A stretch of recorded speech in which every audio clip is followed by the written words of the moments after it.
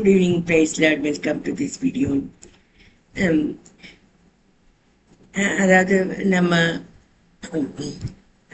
College டேஸில் girl friend பாய் friend இல்லை வாழ்க்கை வேஸ்ட் அல்லவா அப்படின்னு பாடல்கள் இருக்குது.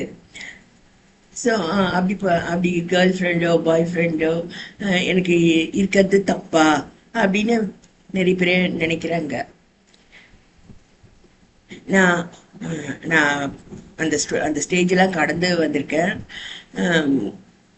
அதை விரும்பின நாட்களும் உண்டு. அதில் இருக்கக்கூடிய ஒரு பெண்ணா அதில் இருக்கக்கூடிய ஆபத்துக்களையும் நான் வந்து அறிந்திருக்கிறதுனால நான் இதை மாதிரி நான் சொல்கிறேன். ஏன்னாக்கா எல்லாருக்கும் தெரிஞ்ச வசனம் தான் இது. கர்த்தருக்கு பயப்படுதலே ஞானத்தின் ஆரம்பம் அப்படின்ட்டு இருக்கு. ஸோ கர்த்தருக்கு பயப்படக்கூடிய ஒரு மனிதனுடைய பிஹேவியர் வேற மாதிரி இருக்கும். கர்த்தருக்கு பயப்படாத மனிதன் ஞானமற்றவனா இருக்க முடியும், அல்லது மிருகத்தனமா நடந்துக்க முடியும்.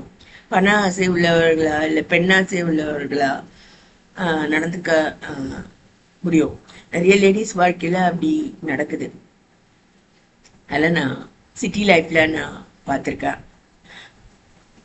குடிக்கிறவங்களாகவும் சிகரெட் பிடிக்கிறவங்களாகவும் பெண் பித்தர்களாகவும் நிறைய பேர் இருப்பாங்க.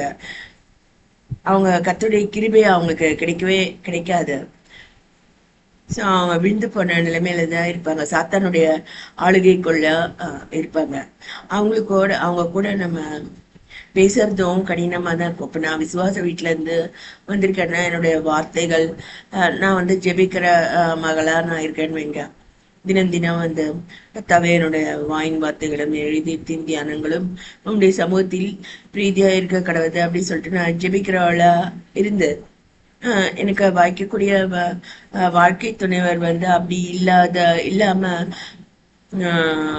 செருப்பெடுத்து தலையில அடிச்சுக்கிறவராவோ இல்ல மோசமான வார்த்தைகள் பேசுறவராவோ என்னவோ அப்படின்ட்டு காமனா பேசக்கூடிய வராவோ மாணவன் தான் வந்து தப்பு செய்யறான் அப்படின்னு தன்னுடைய தப்பை என்னைக்குமே உணராதவராகவும் இருக்க முடியும்.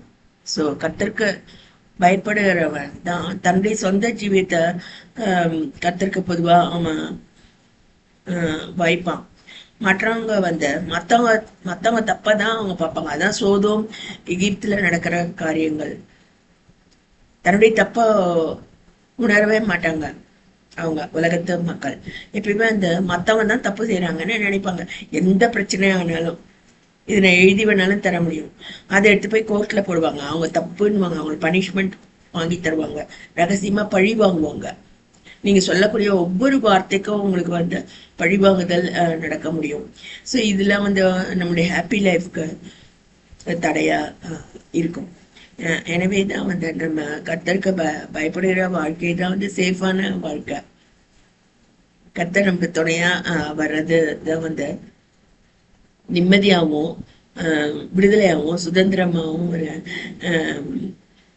ஆபத்துக்கு பயப்படாமல் அமைதியா இருக்கக்கூடிய வாழ்க்கை.